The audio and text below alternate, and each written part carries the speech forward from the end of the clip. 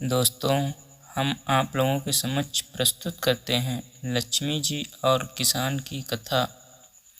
एक समय भगवान विष्णु मृतलोक में विचरण करने के लिए आ रहे थे। लक्ष्मी जी ने भी साथ चलने का आग्रह किया तो विष्णु जी बोले, यदि मैं जो कहूँगा वह बात वैसे ही मान लेगी तो ही आप मृतलोक में चलोगी। इस बात को लक्ष्मी जी ने स्वीकार कर लिया। इसके बाद भगवान विष्णु व लक्ष्मी जी भूमंडल पर आ गए। कुछ देर बाद एक स्थान पर भगवान विष्णु लक्ष्मी से बोले कि जब तक मैं न आऊं तुम यहीं पर रुकी रहो। इस दौरान मैं दक्षिण दिशा की ओर जा रहा हूँ, तुम उधर देखना भी मत।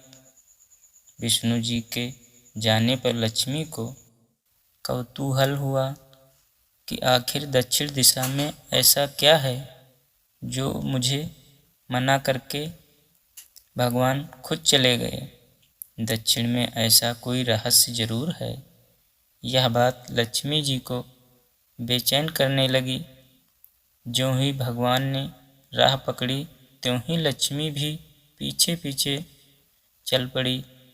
कुछ ही दूर पर सरसों का खेत दिखाई दिया। खेत में वह खूब फूल लगे थे। सरसों के फूलों की शोभा से वह मुग्ध हो गईं और उसके फूल तोड़कर अपना श्रृंगार भी कर लिया। जब इसके आगे चली तो गन्ने का खेत मिला। लक्ष्मी जी ने 4 गन्ने लिए और रस चूसने लगीं। उसी क्षण विष्णु जी आए और यह देख लक्ष्मी जी पर नाराज हो गए और उनको श्राप दे दिया। भगवान ने कहा कि तुमने किसान के सामान की चोरी का अपराध किया है।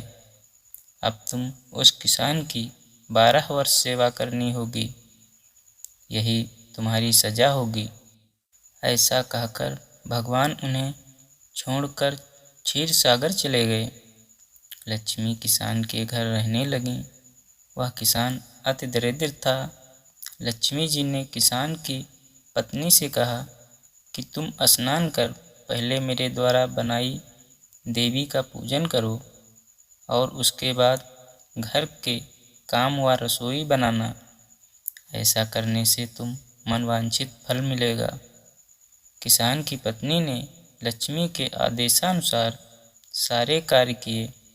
पूजा के प्रभाव और लक्ष्मी की कृपा से किसान का घर दूसरे ही दिन से अन्न धन रत्न स्वर्ण आदि से भर गया और लक्ष्मी से जगमग होने लगा।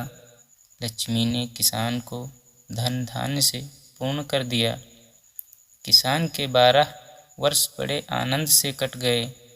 तत्पश्चात 12 वर्ष के बाद लक्ष्मी जी जाने के लिए तैयार हुई। विष्णु जी लक्ष्मी जी को लेने आए तो किसान ने उन्हें भेजने से इनकार कर दिया। लक्ष्मी भी बिना किसान की मर्जी वहाँ से जाने को तैयार न थी।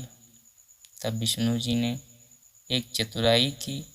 विष्णु जी जिस दिन लक्ष्मी को लेने आए थे उस दिन वर्णी पर्व था।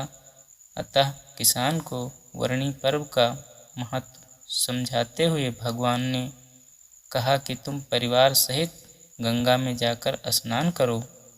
मेरे द्वारा दी गई कौड़ियों को भी जल में छोड़ दें। जब तक तुम नहीं लौटोगे तब तक मैं लक्ष्मी को नहीं लेकर जाऊंगा। लक्ष्मी जी ने किसान को 4 कौड़ियाँ गंगा को देने को कहा। किसान ने वैसा ही किया। वह सब परिवार गंगा स्नान करने के लिए चला। जैसे ही उसने गंगा में कौड़ियाँ डाली वैसे ही 4 हाथ गंगा में से निकले और वे कौड़ियों ले ली। तब किसान को आश्चर्य हुआ कि वह तो कोई देवी है। तब किसान ने गंगा से पूछा कि हे माता, ये 4 भुजाएं किसकी हैं। इस पर गंगा जी बोली, ये चारों हाथ मेरे ही थे। फिर गंगा जी ने पूछा, तूने जो कौड़ियाँ भेंट की हैं वह कहाँ से मिली हैं? इस पर किसान ने कहा, मेरे घर एक स्त्री आई हैं, उसी ने दिया है। इस पर गंगा जी बोली, तुम्हारे घर जो स्त्री आकर रही है वह कोई और नहीं, साक्षात लक्ष्मी है और पुरुष विष्णु भगवान है। तुम लक्ष्मी जी को जाने मत देना, नहीं तो पुनः निर्धन हो जाओगे। यह सुनकर किसान घर लौट आया। वहाँ लक्ष्मी और विष्णु भगवान जाने को तैयार बैठे थे। किसान ने लक्ष्मी जी का आंचल पकड़ा और बोला, माँ मैं अब तुम्हें जाने नहीं दूंगा। तब भगवान ने किसान से कहा, इन्हें कौन जाने देता है, परंतु ये तो चंचला हैं, कहीं ठहरती ही नहीं। इनको बड़े बड़े नहीं रोक सके, तुम भी नहीं रोक पाओगे। धन्यवाद दोस्तों।